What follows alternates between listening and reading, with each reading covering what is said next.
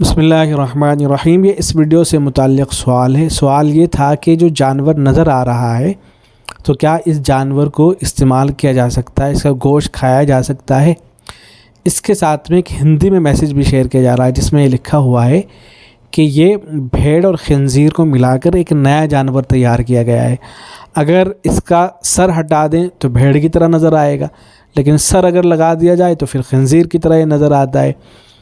اور یہودیوں نے اس کو تیار کیا ہے مسلمانوں کو حرام کھلانے کے لیے، وہ برگر کے اندر اور دوسری چیزوں کے اندر ملا کر اس کو کھلا رہے ہیں۔ یہ ہندی میں جو میسیج ہے اس کے ساتھ میں وہ شیئر ہو رہا ہے۔ تو جواب میں عرض ہے کہ یہ جو جانور ہے اس کا نام ہے منگالیکا اس کا نام ہے، اور یہ انڈیا میں تو پایا نہیں جاتا ہے میری معلومات کے مطابق۔ یہ آسٹریلیا، کینیڈا، اس طرح کے جو ممالک ہیں وہاں پایا جاتا ہے، اور یہ ڈومیسٹک پگ ہے، گھروں کے اندر گویا کہ پالا جانے والا ہے، پگ ہے، خنزیر ہے۔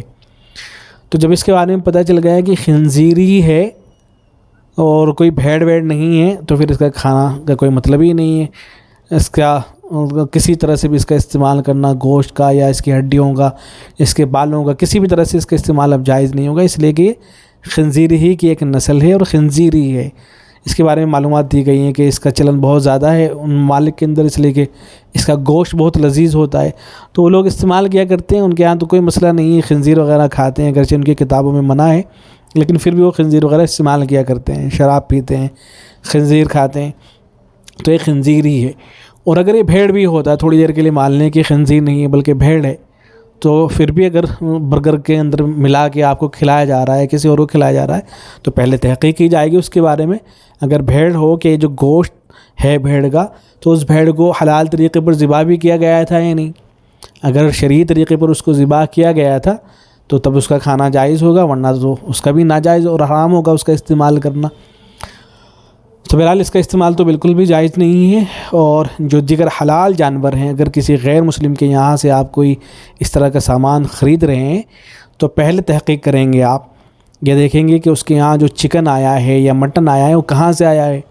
اگر کسی مسلمان کی دکان سے آیا ہوا ہے تو پھر بے شک آپ اس کو استعمال کر سکتے ہیں، یا دکان والے کے پاس کوئی حلال سرٹیفکیٹ موجود ہے، جیسے ہندوستان کے اندر جمیعۃ علماء ہند کی طرف سے جو ان کا حلال انسٹیٹیوٹ ہے جو حلال سرٹیفکیٹ جاری کرتا ہے، تو اگر اس کا کوئی سرٹیفکیٹ ہے یا کسی اور مستند ادارے کا سرٹیفکیٹ ہے تو پھر آپ استعمال کر سکتے ہیں، بشرطے کہ وہ صحیح بھی ہونا چاہیے، اس کی تحقیق کر لی جائے۔